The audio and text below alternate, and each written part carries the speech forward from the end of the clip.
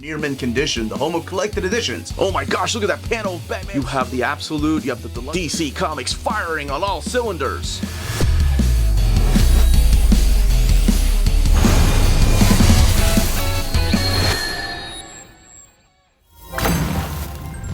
It all comes down to the grand finale. Today on Near Mint Condition, I, the Uncanny Omar, am going to give you my overview of the Absolute Preacher Volume 3. We're going to be looking at the latest printing of this Absolute edition. Join me.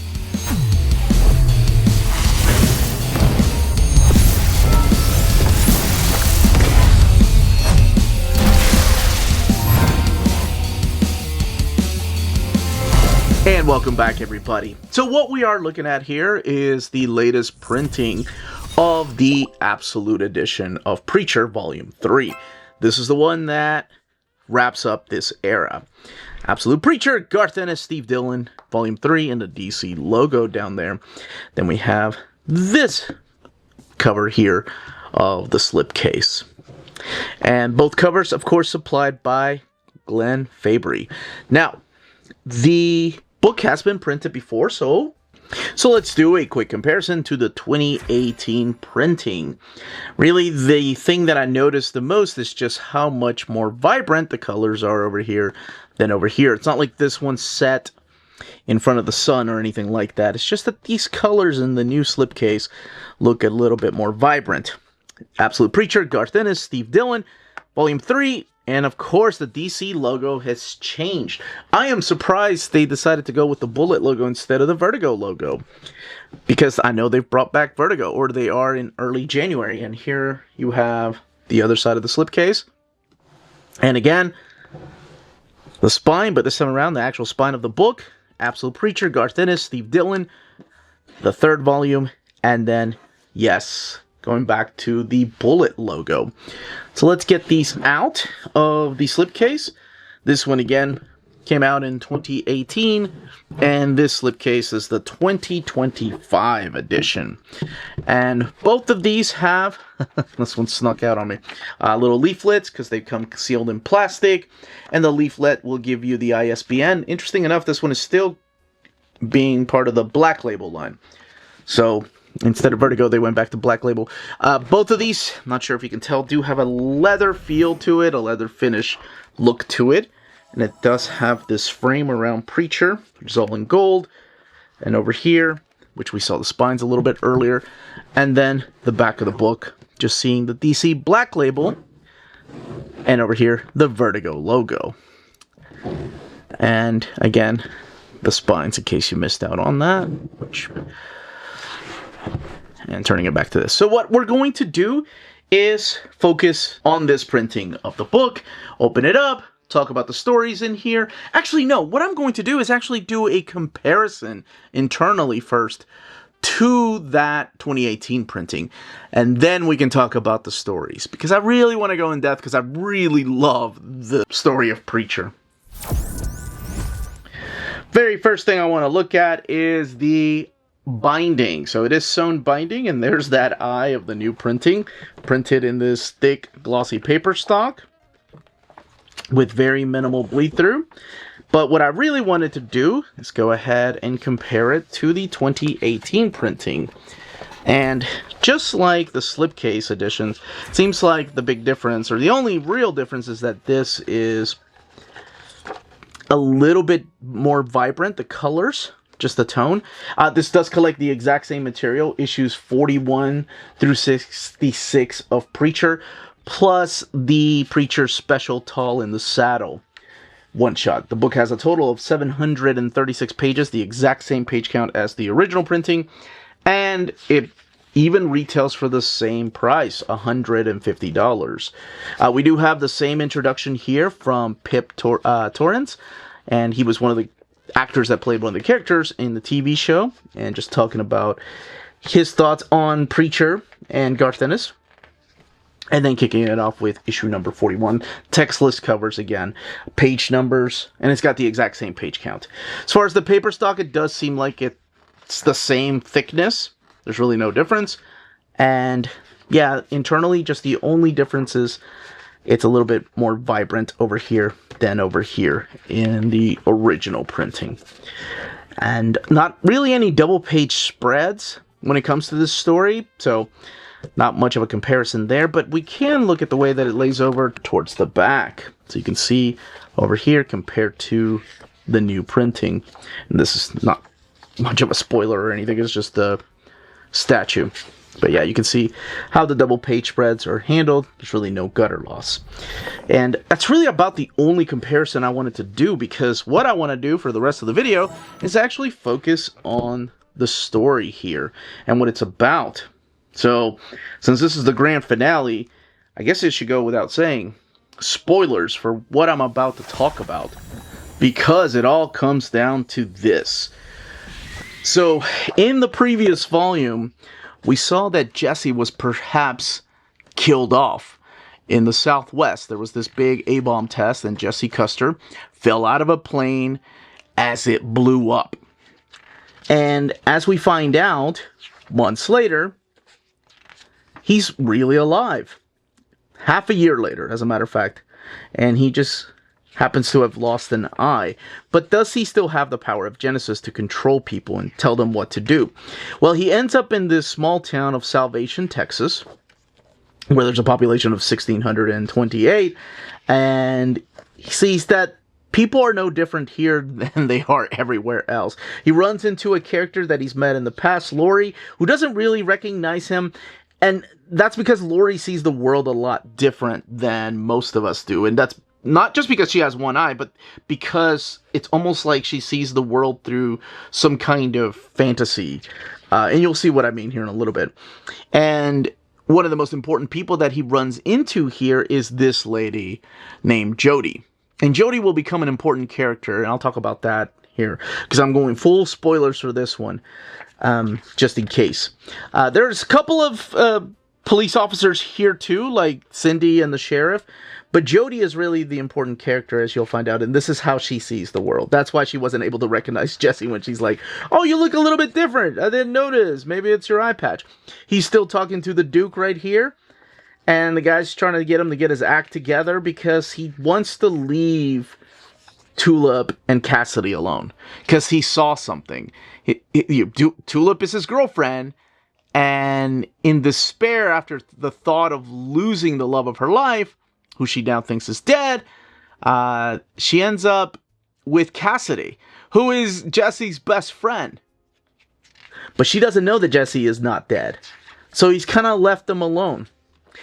And in this series of events that takes place really about, I want to say like the first 6 issues, so the first story arc that's in here, he ends up becoming sheriff of Salvation. And then we meet the meat man right here, Odin what's his name? Quincannon. And he uses his powers very vaguely through here. He does meet some bad people, but he does fight off against some of these enemies that he knows are up to no good. As it turns out, Jody is somebody very important to him.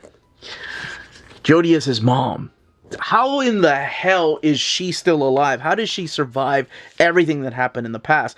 Well, we get that story. We see this woman that is missing, not just... Here, let's get back to her. Let me see. Not just her arm, but she's also got this scar on the side of her head right here. And it's all explained through here how when we thought she died at the hands of her own family, she actually ended up surviving. She has to fight off against a bunch of crocs, and then she is saved. And she is left for dead, and she wanted to leave that world behind. So she and Jesse get reacquainted, and she tells him everything about her past and how she got started, how she built up a new life. And he's not really resentful towards her because he understands he's met that part of the family. He knows what they're like. And you can see a lot of the things that Jesse got from his mom, even though she didn't raise him. And of course we get these horrible characters back. And we do have the return of Miss Outlash through here. And then, of course, these other characters that will be helping Odin And then later on in the grand finale, the big bad that will return. But we'll get to talk to him about him in a little bit. So where's the Saint? Where's Tulip? Where is Cassidy? Are we really done with them? No, not at all. The first 6 issues, or the first story arc, really establishes how Jesse handles himself when he's alone, and how things are turning on him, and then what he has to deal with. And yes, we have horrible people, and this is a reminder of just how horrible some people can be, including these KKK members, and Odin's a big part of this, and how Jesse handles them. And he handles them the best way possible, and how unfortunately some people don't make it out of there alive, some innocent people. But he does end up deciding to leave after he takes care of business in Salvation. He does end up trying to go back to Tulip. And in a way, Cassidy. We get to see a little bit of the flashback here as to what happened, how he got saved, and all of it, of course, having to do with the big guy upstairs. Now, it should go without saying that this is a very blasphemous book. I've talked about Volume 1. I saw some of the comments. You know, this isn't for everybody. And I get it. I understand and respect everybody for their own personal opinions. If it's not for you, just move on. Plenty of other Garth Ennis books. And if Garth Ennis isn't for you, move on. Plenty of other great comics out there. But we do get the story of how he ended up surviving, how he ended up losing his eye. And there he is himself, the Saint of Killers, and then how he came to be in Salvation. We get to visit his friend Space over here, who we call Spaceman, who's a survivor of the war, and they have a little bit of a flashback, and again, just wonderful, and I mean absolutely wonderful, probably some of the best Steve Dillon artwork that he made. That is a really great story, and it shows you where Garth Ennis really loves to shine, and those are those war stories that he loves to tell, that we really don't get a lot of through here. Now, we finally, in the next story arc, get to see Cassidy and Tulip. And Cassidy's, you'll see like why people turn on him, why people think he's a bit of a bastard through here. We get Tulip's story, like what happened to her mom, what happened to her dad, just horrible things, like her dad teaching her how to hunt, how to shoot, ending up losing his hand, and then one day when he took her hunting, he decided to go take a crap and accidentally get shot and killed by other hunters. And then you'll see her being raised through the different school systems and becoming friends with Amy. And these will become established characters later on. And then, of course, meeting Jesse for the first time. It should also go without saying that this has mature content. And what this starts doing is actually start setting up some of the things that will happen and lead into that not just the reunion, but also the grand finale. So yes, we finally get the reunion of Jesse and Tulip, and all is forgiven, but he still needs to deal with Cassidy, and that is coming, because he can't just let Cassidy go. The Tall in the Saddle, it is a special that was a one-shot that takes place between the reunion and the final story arc. So in here, you're going to see a younger Jesse Custer and Tulip O'Hare, as well as Amy Grinderbinder, who of course will come back later on. And it is a one-shot where they just do their own thing, and they fight off against villains like BW and Donnie. Until we come back to present day, where we have to have this confrontation between Cassidy and the character of Jesse. But we have the return of the... there is no other word to describe this guy other than evil. This is Hair Star. He is back. He's a horrible human being. But he's got this comical side to him. Not that he's funny, it's just that the crap that happens to him is funny, including in this volume. So you know that he's lost a leg, he's after Jesse and Genesis and the power. And in here he does have different confrontations, and he has a confrontations with Jezebel that ends up just destroying his crotch, and you'll see that here in a little bit. We get to see Hoover and the character Featherstone come back. Hoover's been doing a little undercover work. And all of this will lead up into the final battle. And it's also, of course, the fight between, finally, Cassidy, and Jesse Custer. Now, again, I'm going to talk about the ending, and the ending to me is one of the most perfect endings of a comic book.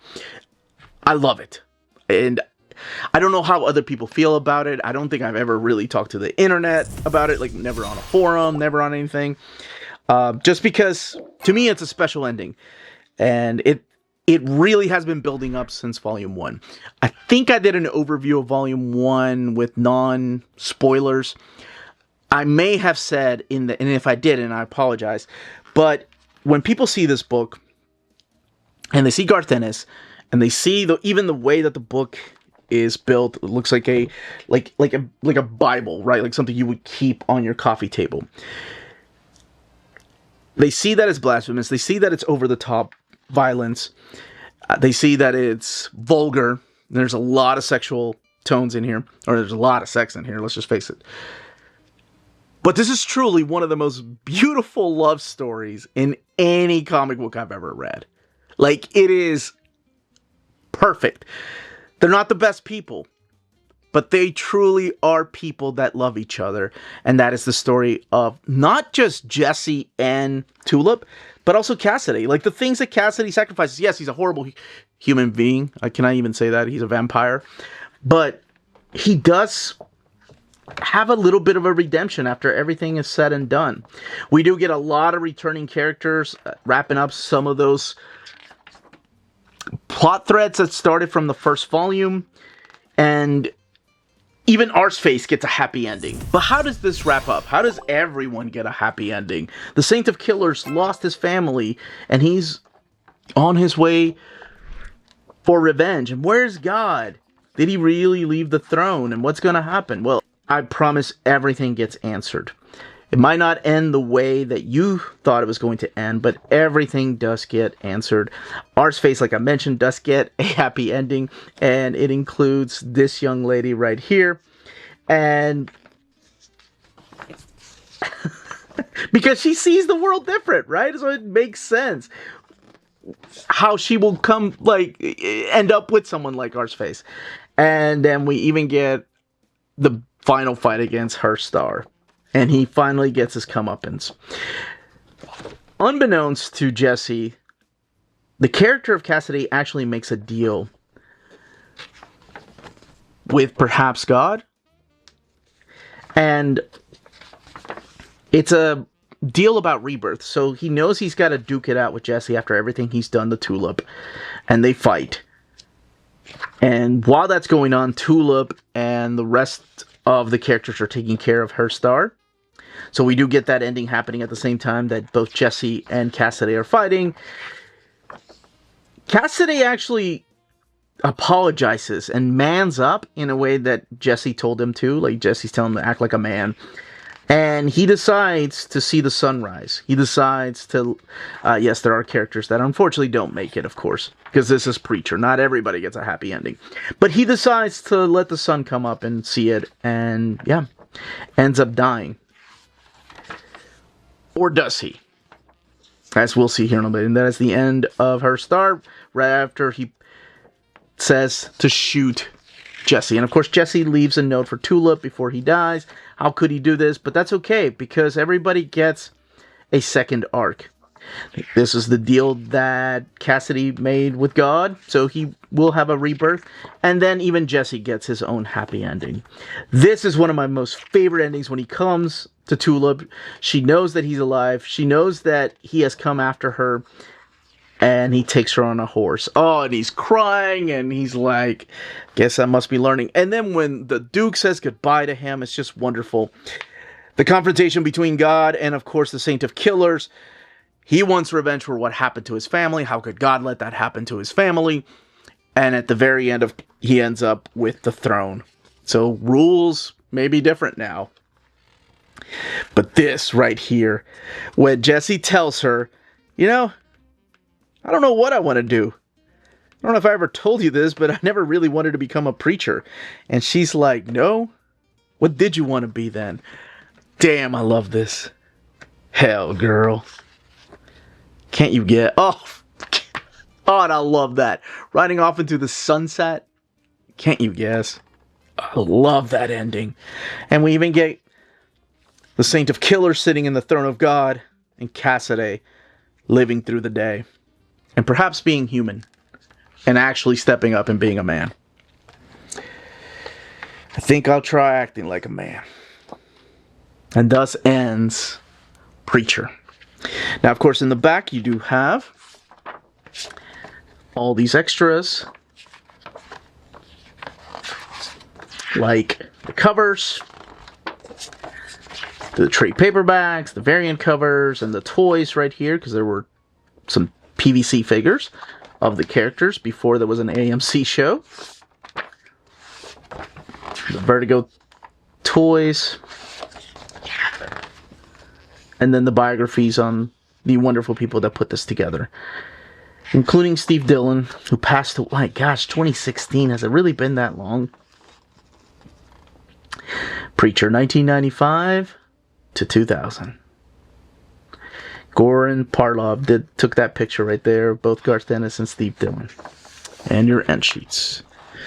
And we talked about the binding already. And that is Preacher. That, as they say, is that.